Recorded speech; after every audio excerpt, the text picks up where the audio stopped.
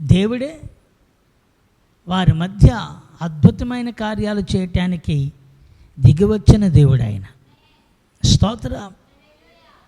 నేను మీ మధ్యకు దిగి వస్తాను అంటాడు, నేను మీతో ఉంటాను అంటాడు, నేను మిమ్మల్ని విడువను ఎడబాయును అని అంటాడు. హల్లెలూయా. నేను మిమ్మల్ని ఏర్పరచుకున్నాను అంటాడు. నిజమే, ఈరోజు మనం అందరినీ ఎవరు ఏర్పరచుకున్నారు? మిమ్మల్ని దేవుడు ఏర్పరచుకున్నాడు.